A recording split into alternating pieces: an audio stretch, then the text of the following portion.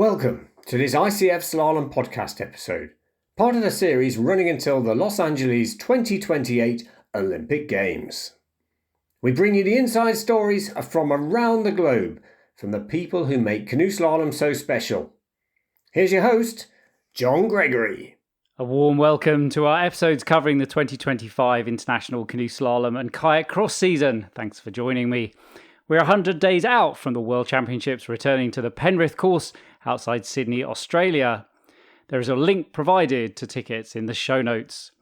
After racing on one side of the Pyrenees, the international circuit came together again in Pau on the other side of the Pyrenees for World Cup Race 2.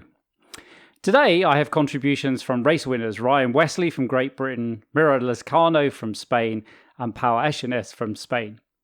Winners from World Cup 2 were Noah Hager from Germany and Ricarda Funk from Germany in Kayak, Jess Foix from Australia and Ryan Westley from Great Britain in Canoe, Camille Prigent from France and Jakub Krejci from Czechia in the new individual Kayak Cross, and Miren Lazkano from Spain and Pau Echaniz from Spain in the Kayak Cross head-to-head final.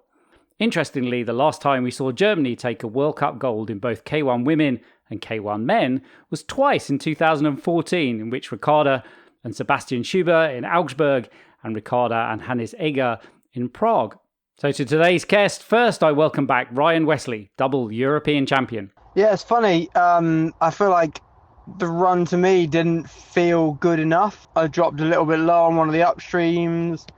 I didn't really get one of the spin moves how I wanted to.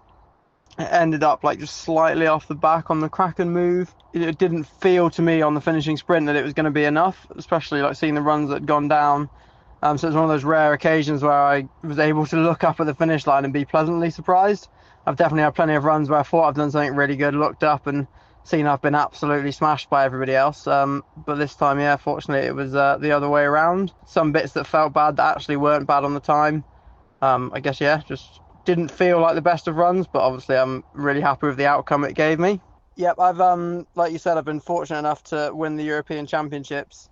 And experiencing that, standing on the top step, hearing the national anthem, knowing that on that day, on that run, you have been the best there, is definitely a completely different feeling, to me at least, to standing on the second or third step. So yeah, I always really, really want to win the race. I think that's what everyone wants to do, but definitely take a gold medal over the other two for sure. And yeah, with it being a World Cup, something I've not done before, it definitely makes it better. I was almost a bit annoyed the year I won the European Championships for the second time to waste my good run on that event. Could have had it at something that I hadn't been able to win before. Back in Lee Valley now for a week before heading out to Prague on the Sunday before the race. Get back here, get a bit of training in, wash some clothes. Been playing a lot of paddle tennis with some of the other British guys, so I'll play plenty of that and just enjoy a bit of training really. That was Ryan Westley, winner of the World Cup Race 2 in C1 Men. He spoke to us from Lee Valley, UK. Next, I spoke to our two Spanish winners of the Kayak Cross head-to-head, both of whom I invited to the podcast for the first time. Miren Lazkano is a former European champion in C1. She was the winner of the new Kayak Cross individual at the first World Cup race in Seu. The Kayak Cross went really good. I'm really happy with the result, and I have to say that I'm usually not so good in the head-to-head because I don't want to be so aggressive. So sometimes it's difficult for me to find the good strategy to find the way. But yesterday in the Kayak Cross, I felt really good. I really wanted to push hard, but push hard not being aggressive, and I think I could find my way. I did my run in Seu. I wasn't expecting to win actually, because I felt really good the first part, but the second up was not perfect. But I guess that I could find the way to go fast from the start to the bottom, and we trained a lot in Seu and in Pau also, the Kayak Cross, and it was really successful. I was really pretty shocked, but really happy with the result. As I said, we trained a lot in Seu and in Pau because for us, Seu is home course, but also Pau because we live in the northeast of Spain in San Sebastian, so we can go to Pau once a week because we have like 2 hours drive. So we usually train there also. And yes, actually, we trained a lot this winter in kayak cross. We went to Australia too, and we trained kayak cross there, and we train in Seu and Pau, and I think that the improvement came across the whole team now. So we are really happy to finally get some good results, and we are really looking forward to more. That was Miren Lazkano, winner of the World Cup Race 2 in women's kayak cross head-to-head. She talked to us from back home in San Sebastian, Spain. Finally today I connected with Olympic bronze medalist Pau Echaniz. It was my first medal. It was my first World Cup medal, and it was my first gold medal.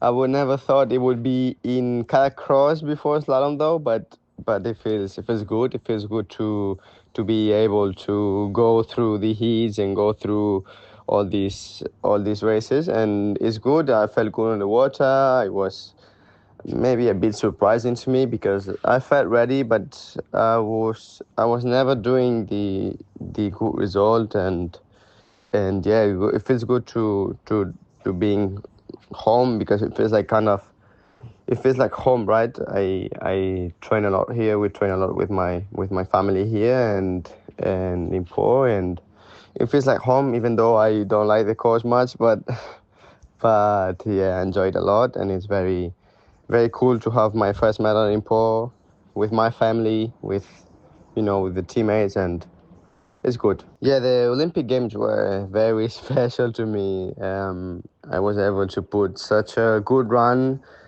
on the course, and I felt very, very good, and it was so special because I felt that was my moment, even though I couldn't get the gold, but yeah, very, very happy for it. And it feels like now whatever I do in all my career is just an extra, like I already achieved my goal of getting an Olympic medal, and now it's just doing it for fun and doing it for the game, to enjoy the water. And I think that's a good way to be racing and to be enjoying this sport. And yeah, I still think a lot about that day, and those Olympics were so magic.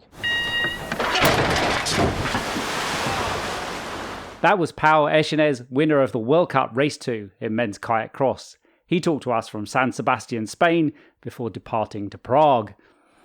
Thanks to my guests today, Ryan Westley, Miren Lazkano and Pau Echaniz. We have an exciting season in store, as you can hear. World Cup 3 in Prague, Czechia, starts this week. So leading the World Cup series after 2 races is Ricarda Funk from Germany and Anatola Delassus from France, Jess Foix from Australia and Johan Seneschal from France, with Jess Foix and Jan Rohr from Switzerland in kayak cross head-to-head. In the new individual kayak cross, leaders are Camille Prigent from France and Sam Lever from Great Britain. I'm John Gregory. Thanks for listening. If you enjoy the podcast, tell other people, send them a link, like, follow, or write a review. If you need more, read Tori Ivaldi's brilliantly insightful and eloquent blog. Our next episodes will bring you results and paddler insights from World Cup 3 race in Prague, Czechia, ahead of the ICF Junior and Under-23 Worlds in Foix, France, our third major international race in France this year. Stay safe. That's it for now, but please subscribe to the podcasts on Apple Podcasts, Spotify or YouTube, and leave a review too. Until the next episode, keep it fast and clean.